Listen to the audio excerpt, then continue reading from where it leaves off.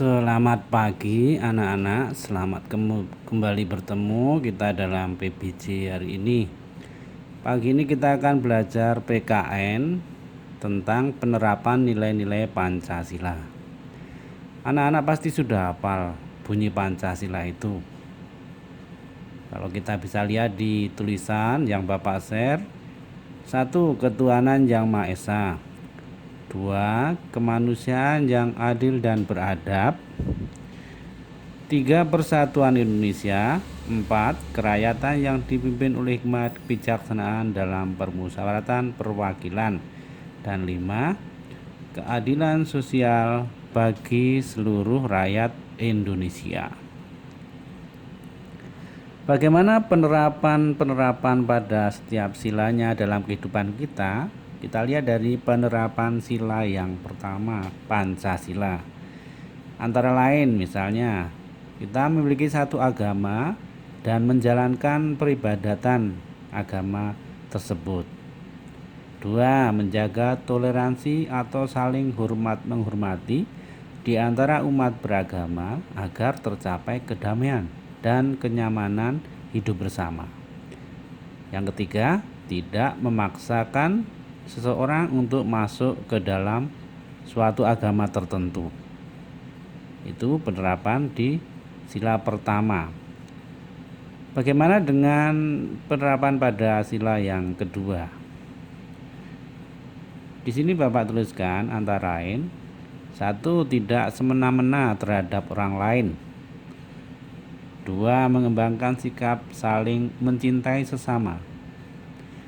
3. Menjaga keseimbangan dalam hal melaksanakan hak dan kewajiban. 4. Senang membantu teman yang mengalami kesulitan. Dan 5. Mengembangkan sikap tenggang rasa. Bagaimana dengan yang sila ketiga? Ini ada 4 di sini. Yang pertama, bangga dan cinta terhadap tanah air dan bangsa kita. Kedua, rela berkorban demi kepentingan bangsa dan negara. Ketiga, menjunjung tinggi persatuan dan kesatuan bangsa. Dan yang keempat, mengutamakan kepentingan bangsa di atas kepentingan kita sendiri, kepentingan pribadi atau golongan. Dalam penerapan sila keempat, di sini Bapak kasih 3 contoh. Yang pertama, misalnya ikut serta dalam pemilihan umum dalam pemilu dengan kita menggunakan hak pilih kita kalau kita sudah punya hak, atau mengajak orang lain untuk menggunakan hak pilihnya. Mengutamakan mengambil keputusan dengan mufakat, dengan musyawarah. 3. Tidak memaksakan kehendak pada orang lain. Pada penerapan sila kelima, Bapak kasih 5 contoh penerapannya. Mengembangkan sikap adil terhadap sesama, menjaga keseimbangan antara hak dan kewajiban, menghormati hak orang lain, suka bekerja keras, dan suka memberi pertolongan kepada orang lain agar dapat mandiri, berdiri sendiri. Ada beberapa tokoh yang membuat lambang Garuda.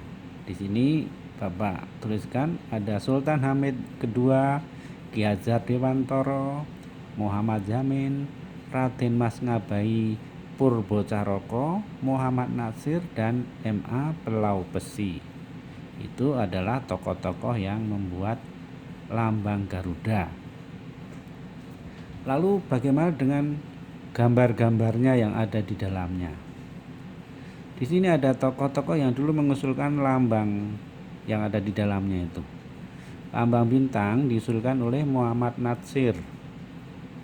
Sultan Hamid II mengusulkan lambang rantai.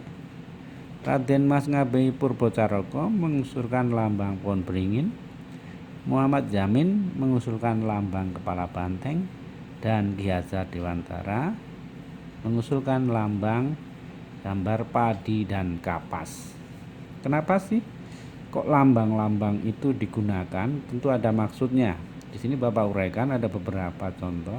Tuh, misalnya kenapa menggunakan lambang bintang? Karena bintang melambangkan keagungan Tuhan Yang Maha Esa. Karena bintang adalah salah satu dari ciptaan Tuhan. Lambang rantai melambangkan manusia harus selalu bersama, selalu berkumpul dan bersatu di bawah naungan NKRI. Lambang kepala banteng merupakan hewan sosial yang suka berkumpul, seperti halnya musyawarah di mana orang-orang harus berkumpul untuk mendiskusikan sesuatu.